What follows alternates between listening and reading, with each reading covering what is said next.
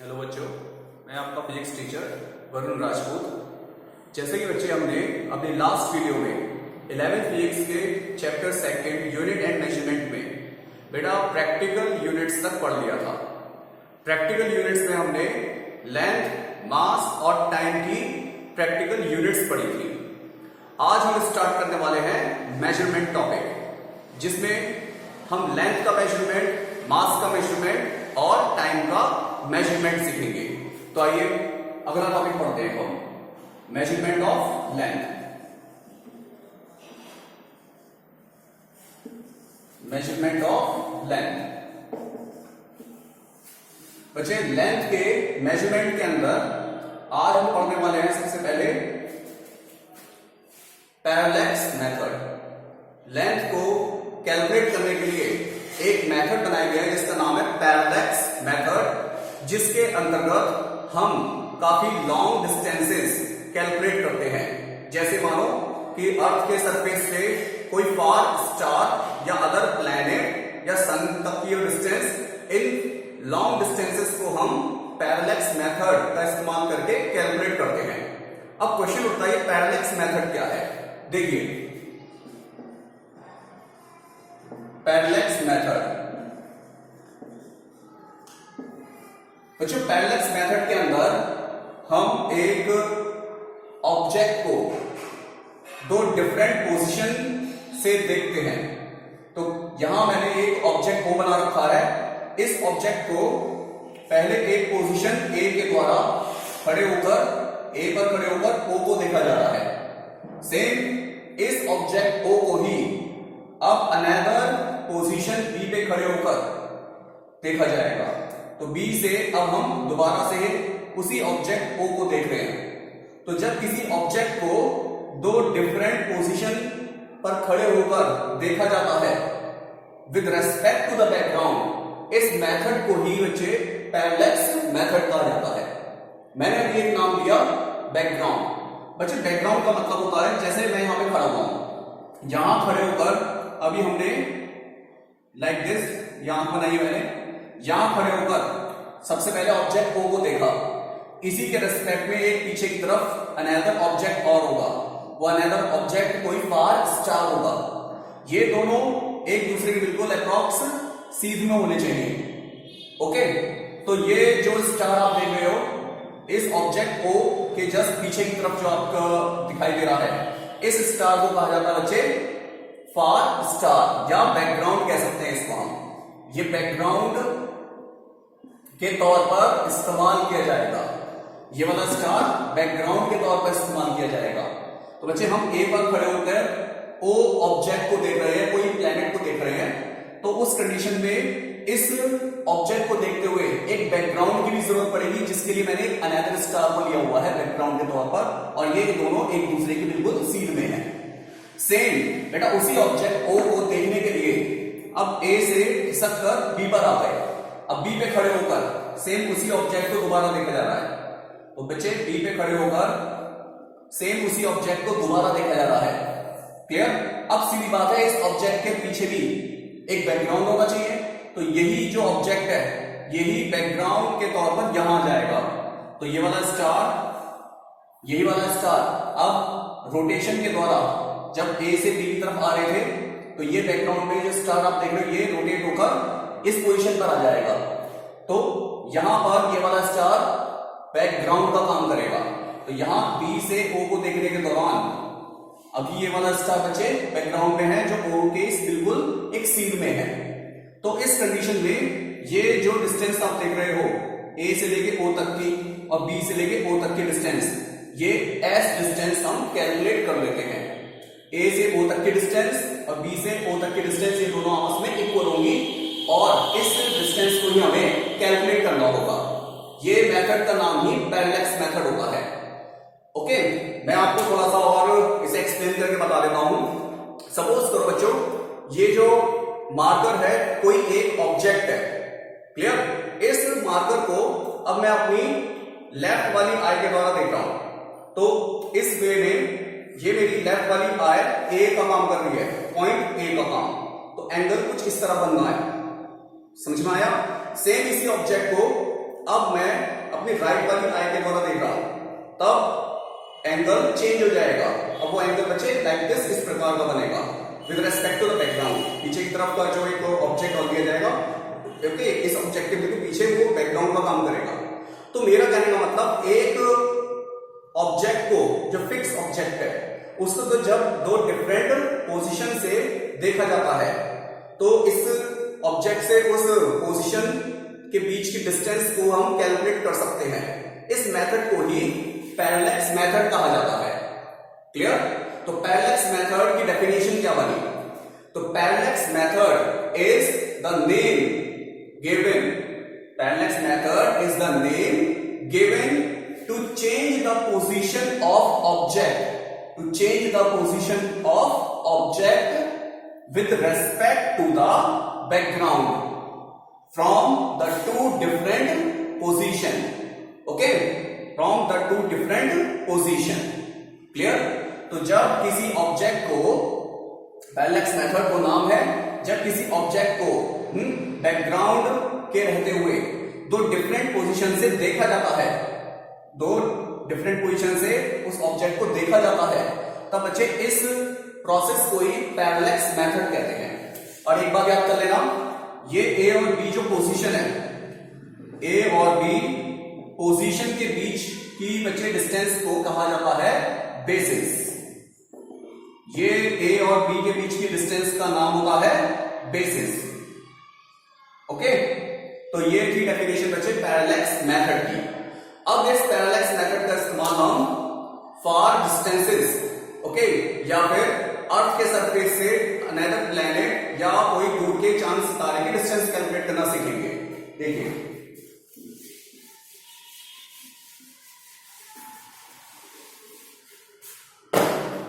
तो next heading है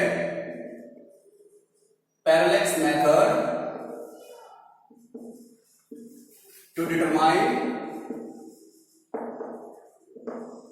parallax method to determine distance. Okay, listen बच्चे, सपोज करो यहां आपके पास ये सन दिया हुआ है। क्लियर? सन की हॉरिजॉन्टल कंडीशन और सन की हॉरिजॉन्टल पोजीशन ए पर, यहां आपको ये ए पर अर्थ दे रखी है, अर्थ। तो सन के बिल्कुल हॉरिजॉन्टल में ये ए पोजीशन पे क्या है? अर्थ है। याद रखना, अभी अर्थ ये जो हॉरिजॉन्टल पोजीशन में है, यहां सन से लेके अर्थ के बीच की डिस्टेंस बच्चे सबसे दूर होगी, मैक्सिमम होगी, जिसकी वैल्यू होगी 1 AU, जिसे 1 एस्ट्रोनॉमिकल यूनिट कहते हैं। क्लियर? ये जो आपके पास अर्थ दे रखी है ए पोजीशन पर, ये अभी 22 जून की तारीख पर है। 22 जून ये डेट फिक्स है। तो 22 जून के दौरान अभी अर्थ सन की हॉरिजॉन्टल पोजीशन पे है, जिसे ए से इंडिकेट करा गया है। क्लियर? अब यहां मैं एक फार स्टार ले रहा हूं बच्चे, ये आपके सामने एक स्टार लिया जा रहा है। ये जो स्टार आप देख रहे हो, इसको मैं एन से इंडिकेट कर रहा हूं। ये स्टार की डिस्टेंस को ही अर्थ के सरफेस से आपको कैलकुलेट करना है। तो बच्चे, अर्थ से इस स्टार एन के बीच की डिस्टेंस ही आपको कैलकुलेट करनी है। क्लियर? तो ये एस की वैल्यू कैलकुलेट करना आपका टारगेट है।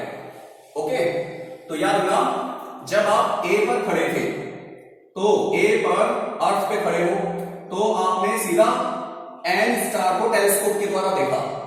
तो जब एन स्टार को टेलीस्कोप के द्वारा आप देख रहे हो, इसके पीछे जस्ट एक और स्टार होगा जो एक बैकग्राउंड का काम करेगा। ये दूसरा स्टार मैं बना रहा हूं यहां पर, ये एफ स्टार कहलाएगा बच्चे। ये अनदर स्टार एक बैकग्राउंड का काम कर रहा है। ओके, ये बैकग्राउंड है, लिख देता हूं। क्लियर? लाइक दिस, ऐसे ये सीध में एक दूसरे के। अब ठीक 6 महीने के बाद अर्थ यहां से रोटेट होकर बी पोजीशन पर आ गई। अर्थ यहां से रोटेट होकर बच्चे बी पोजीशन पर आ गई है। कोई दिक्कत? ये बी पोजीशन 22 दिसंबर की तारीख पर होगी। तो अभी भी सन से इस बी पोजीशन तक की जो डिस्टेंस है ये भी बच्चे कितनी होगी 1 AU ही होगी, 1 एस्ट्रोनॉमिकल यूनिट ही होगी, क्योंकि सन से अर्थ तक की डिस्टेंस को 1 एस्ट्रोनॉमिकल यूनिट कहते हैं। और 6 महीने के बाद ये बी पोजीशन पर अर्थ आ चुकी है, जो 22 दिसंबर की तारीख कहलाएगी। ओके, अब आपने फिर दोबारा टेलीस्कोप के द्वारा बच्चे एन स्टार को देखा। अब यहां से आपने टेलीस्कोप के द्वारा एन स्टार को यहां से ऐसे करके देख रहे हो। इसके पीछे बैकग्राउंड के तौर पर ये वाला स्टार रोटेट होकर इधर आ जाएगा, ये वाला स्टार रोटेट होकर इधर आ जाएगा। अब आप सोच रहे होंगे सर कैसे, क्योंकि बच्चे ये वाला स्टार तो फिक्स है, ये वाला स्टार तो फिक्स है, जिसकी डिस्टेंस अर्थ के सरफेस से कैलकुलेट करनी है। लेकिन ये वाला स्टार जो देख रहे हो बैकग्राउंड के तौर पर, ये रोटेट कर रहा है, ये मूवेबल है, और इसका मूवमेंट से वैसा ही है जैसा अर्थ का है। अर्थ घूमकर ए से जब बी पर गई, तब ये वाला स्टार यहां से घूमकर इधर आ जाएगा। ओके, तो ये स्टार बच्चे इधर की तरफ आ गया है, लाइक दिस। क्लियर? तो ये पूरा एक सीन में आप बढ़ाओगे। यहां से देखने पर, यहां से टेलीस्कोप के द्वारा जब आपने देखा, तब एन स्टार जिसकी आपको डिस्टेंस कैलकुलेट करनी है यहां से यहां तक की, इसकी सीरीज में यहां बैकग्राउंड के तौर पर ये अनदर एफ फार स्टार दिया हुआ है। तब इस बी से लेके एन तक की ये डिस्टेंस बच्चे एस कहलाएगी। क्लियर?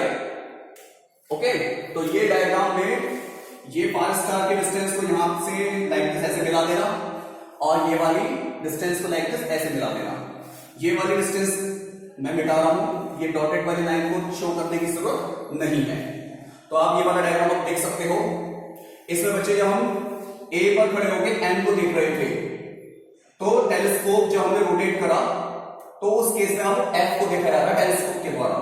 तो यहां पर ये एंगल बनेगा θ1, और इसका मतलब θ1 एंगल टेलीस्कोप के द्वारा बनाया जा रहा है। तो ये θ1 हमें टेलीस्कोप पर कैलकुलेट होकर मिल जाता है। क्लियर? सेम अब बी पर खड़े होकर जब हम एन फार स्टार को देख रहे थे, तो टेलीस्कोप को रोटेट करके फिर एफ को देखने लगे। तो टेलीस्कोप कितना रोटेट करा, वो एंगल हमें θ2 मिलेगा, वो टेलीस्कोप की मदद से कैलकुलेट हो जाता है। क्लियर? अब यहां पर एन स्टार के बीच में सीधी एक लाइन खींच देना। बच्चे ये अगर θ1 है, तो सीधी बात है ये वाला एंगल भी θ1 ही बनेगा। क्यों? क्योंकि देखिए ये z बनना है, ये z बनेगा, जिस वजह से अगर ये θ1 है तो ये भी θ1 बनेगा। सेम यहां भी ऐसा ये z बनना है बच्चे, ये θ2 है, तो ये वाला एंगल भी θ2 ही बनेगा। तो आपके सामने ये डायग्राम जो बन चुका है, इसमें हमारा टारगेट है अर्थ के सरफेस से कोई एन फिक्स स्टार तक की डिस्टेंस कैलकुलेट करना। इसका मतलब हमें एस की वैल्यू कैलकुलेट करनी है। तो बच्चे डायग्राम आपको क्लियर हो गया होगा, ये डायग्राम बना कैसे। तो अब इसके बाद इसे कैलकुलेट कैसे करते हैं, देखिए। आप जो कंपास होता है बच्चे, कंपास को अब एन पर रखना। क्लियर? अब कंपास को जब आप एन पर रखकर और पेंसिल को ए पर रखकर लाइक दिस ऐसे घुमाओगे, लाइक दिस एक आर्क बनाया जाएगा। तो आर्क बनाने के दौरान एक एंगल क्रिएट होगा। तो फॉर्मूला बनेगा बच्चे, angle is equal to arc upon radius. ये फॉर्मूला हम ऑलरेडी पहले से जानते हैं। तो angle is equal to arc upon radius. इसमें जब हम एन पर कंपास रखकर बच्चे एक सर्कुलर आर्क क्रिएट कर रहे थे, तब एंगल कितना बन रहा था, θ1 प्लस θ2। टोटल ये वाला एंगल कितना हो गया, θ1 प्लस θ2। तो एंगल की जगह लिखेंगे θ1 प्लस θ2 इज इक्वल टू। अब यहां से जब आर्क घुमाया गया, तो बच्चे ये जो आप देख रहे हो ए बी, ये आर्क है, और ये आर्क ए बी की वैल्यू ये हॉरिजॉन्टल लाइन में ए बी की वैल्यू के बिल्कुल नजदीक होगा, जिस वजह से ए बी की वैल्यू हम ये वाली लेंगे बच्चे, जिसकी वैल्यू कितनी है 1AU प्लस 1AU।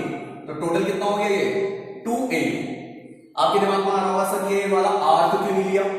आर्क की जो डिस्टेंस है और ये वाली सीधी लाइन की डिस्टेंस ये काफी नजदीक होती है, जिस वजह से ये आर्क की डिस्टेंस नेग्लिजिबल हो जाती है, जो एक्स्ट्रा डिस्टेंस होती है, जिस वजह से हम हॉरिजॉन्टल में 2AU डिस्टेंस लेंगे बच्चे बस।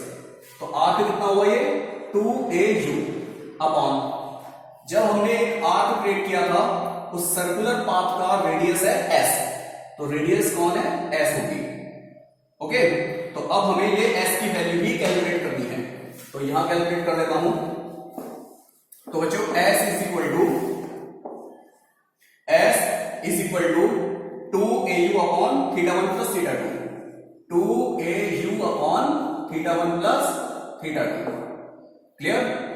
अब S is equal to 2AU, 1AU आप जानते हो 1.5 इंटू 10 की पावर 11 मीटर होता है, 1.5 इंटू 10 की पावर 11 अपॉन θ1 प्लस θ2। तो ultimately S is equal to कितना आ गया 3 इंटू 10 की पावर 11 अपॉन θ1 प्लस θ2। ये फाइनली आपके पास S डिस्टेंस कैलकुलेट होकर आ गई, जिसकी वैल्यू हमें कैलकुलेट करनी थी। ये वही डिस्टेंस है जिसको हम अर्थ के सरफेस से किसी प्लैनेट या किसी फार स्टार की डिस्टेंस को कैलकुलेट करने के लिए किया जाता है। ओके, तो ये मेथड काफी इंपॉर्टेंट है, आपके एग्जाम में आएगा जरूर। क्लियर। इसमें मेन चीज है डायग्राम और ये 3-4 लाइन की केवल कैलकुलेशन ही है। ओके, तो अब हम इसके बाद नेक्स्ट टॉपिक स्टार्ट करते हैं।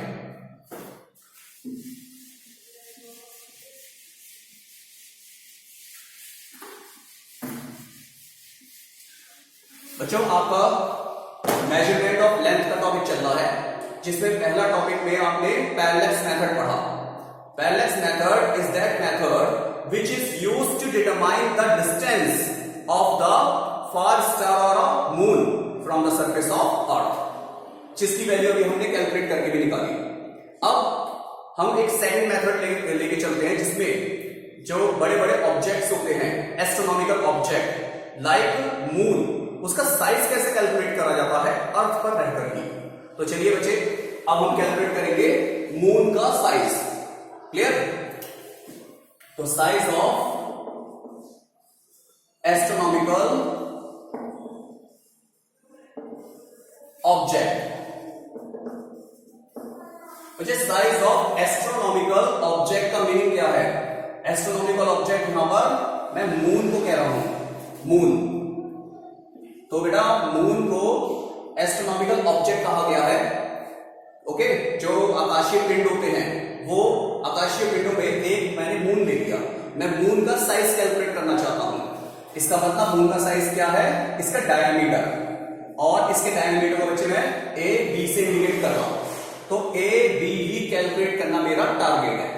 तो इसके लिए क्या करेंगे, अर्थ पर, ये अर्थ बना दी मैंने नीचे।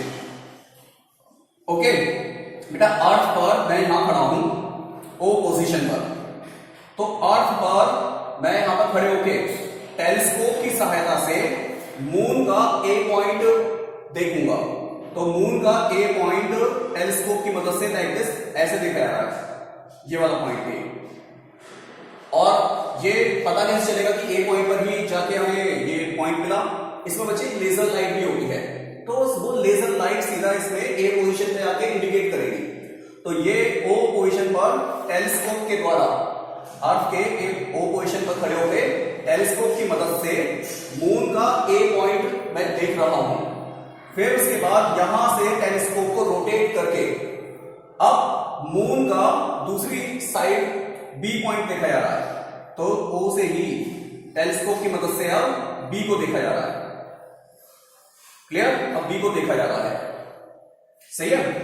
तो ये जो आप डिस्टेंस देख रहे हो, ये डिस्टेंस एस, और इसे भी कहेंगे एस।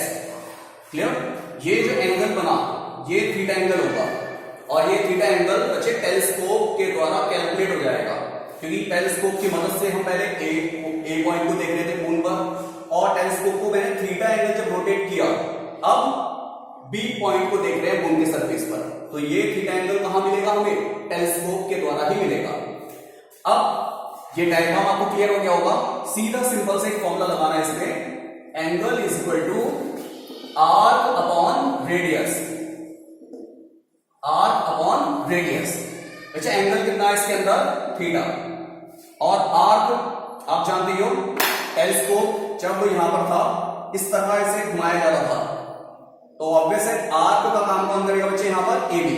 तो ये ए बी R2 का काम करेगा, तो ए बी कितना हो गया, R2 हो गया। अब O पॉइंट पर टेलीस्कोप का जब सर्कुलर पाथ पर घुमाया जा रहा था तो उसकी रेडियस कौन है, S। बच्चे यहां से लेके यहां तक की ये डिस्टेंस S क्या बन गई, रेडियस बन गई, तो ये रेडियस S बन जाएगी। हमारा टारगेट बेटा ए बी कैलकुलेट करना था, जिसको कहेंगे हम साइज ऑफ एस्ट्रोनॉमिकल ऑब्जेक्ट। तो ए बी की वैल्यू भी मुझे कैलकुलेट करनी थी, तो ए बी इक्वल टू कितना आ गया, S इंटू थीटा। क्लियर। तो इस तरह हम diameter of the astronomical object, the diameter of the moon calculate कर सकते हैं। इसमें अब आप देख सकते हो ए बी की वैल्यू के लिए थीटा हमें मिलेगा टेलीस्कोप से। और बच्चे ये जो S की वैल्यू आप देख रहे हो ये लेजर लाइट के द्वारा हमें मिलेगी। अब आप कहोगे सर लेजर लाइट के द्वारा कैसे, चलिए वो टॉपिक मैं इसके बाद आपको समझाता हूं। तो A B equal to S into theta, clear हो गया, ये कैसे मिलेगा, थीटा आपको मिलेगा टेलीस्कोप से और S लेजर लाइट के प्रोसेस के द्वारा हम S कैलकुलेट कर सकते हैं। देखो कैसे, मैं यही से बता दूंगा। चलो, जब बच्चे टेलीस्कोप से आप ए पॉइंट को देख रहे थे तो ए पॉइंट पर लाइट टकराकर वापस आई, तो लाइट जब ए पे टकराई और वापस आई तो उस केस में बच्चे कितनी डिस्टेंस ट्रेवल हो गई, 2s। क्योंकि आप जानते हैं लेजर लाइट को अगर एटमॉस्फेयर में प्रोपोगेट करा जाए या वैक्यूम में प्रोपोगेट किया जाए बच्चे, वो हमेशा स्ट्रेट लाइन में चलती है with the speed of light. उसकी स्पीड में कोई चेंज नहीं होता, लेजर लाइट की स्पीड में कोई चेंज नहीं होता। तो इस मेथड के द्वारा जब यहां टेलीस्कोप के अंदर से लेजर लाइट निकली, वो ए से टकराकर वापस ओ पर टेलीस्कोप पर आकर रिसीव हो जाती है रिसीवर पर। तो बच्चे डिस्टेंस का फॉर्मूला आप लगाना, जिससे हमें S की वैल्यू कैलकुलेट होकर मिल जाएगी। देखो कैसे, ये टॉपिक पे नहीं खत्म हो गया था, बस मैं आपको S कैलकुलेट करना सिखा रहा हूं। तो यहां लिख देता हूं बाय लेजर लाइट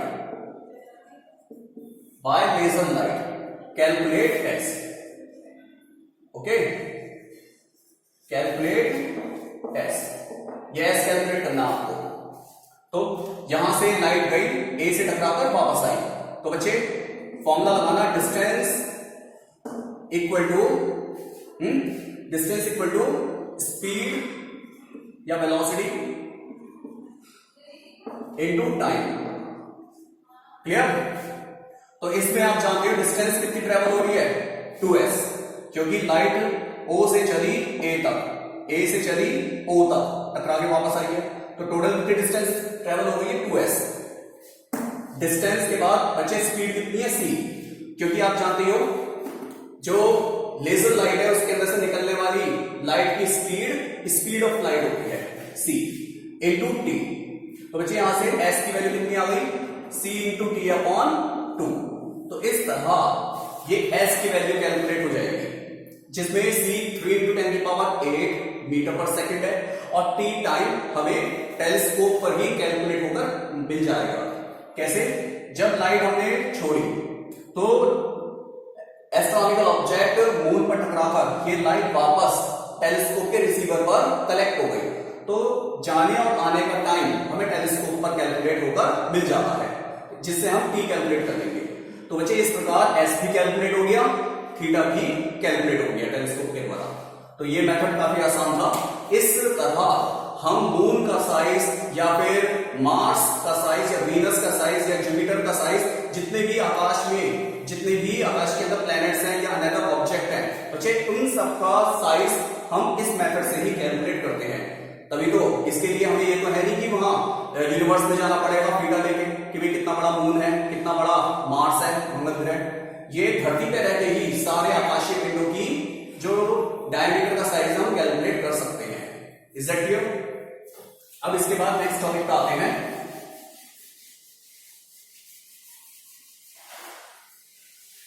जैसे बच्चे अब हम कैलकुलेट करेंगे स्मॉल साइज। अभी तक लार्जर साइज कैलकुलेट कर रहे थे, अब स्मॉल साइज कैलकुलेट करेंगे। ओके, तो साइज ऑफ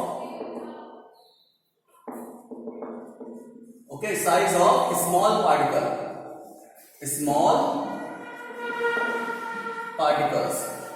याद रखना बच्चे, स्मॉल पार्टिकल्स के साइज कैलकुलेट करने के लिए हम ऑप्टिकल माइक्रोस्कोप और इलेक्ट्रॉन माइक्रोस्कोप का इस्तेमाल करते हैं। तो साइज ऑफ स्मॉल पार्टिकल्स में हम एक इंस्ट्रूमेंट है जिसका नाम है ऑप्टिकल माइक्रोस्कोप और दूसरा है इलेक्ट्रॉन माइक्रोस्कोप। इलेक्ट्रॉन माइक्रोस्कोप बच्चे, ऑप्टिकल माइक्रोस्कोप के द्वारा हम कैलकुलेट करते हैं साइज ऑफ मॉलिक्यूल या फिर एटम एक्सेट्रा, ये साइज कैलकुलेट करे जाते हैं। ये ऑप्टिकल माइक्रोस्कोप के द्वारा हम मॉलिक्यूल का साइज और एटम का साइज कैलकुलेट कर सकते हैं, जिसकी रेंज मैं आपको बता दूं 4000 एंगस्ट्रॉम से 7000 एंगस्ट्रॉम के बीच में होती है। ये बच्चे लाइट की वेवलेंथ है। ऑप्टिकल माइक्रोस्कोप के अंदर जो इस्तेमाल होने वाली लाइट है ये उसकी वेवलेंथ है और 4000 एंगस्ट्रॉम से लेके 7000 एंगस्ट्रॉम तक का जो साइज होगा वो ही साइज हम कैलकुलेट कर सकते हैं मॉलिक्यूल या एटम का। ओके, अब नंबर आता है इलेक्ट्रॉन माइक्रोस्कोप।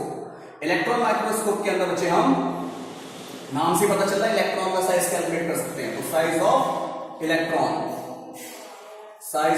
इलेक्ट्रॉन और इसकी रेंज अप टू 1 एंगस्ट्रॉम तक होती है। 1 एंगस्ट्रॉम का मतलब 10⁻⁻10 मीटर तक। तो इसका मतलब इलेक्ट्रॉन माइक्रोस्कोप के द्वारा बच्चे इलेक्ट्रॉन का साइज कैलकुलेट किया जाता है और जिसकी वेवलेंथ 1 एंगस्ट्रॉम तक होती है। क्लियर? तो ये अब तक मैंने आपको बताया कुछ मेजरमेंट ऑफ लेंथ का टॉपिक।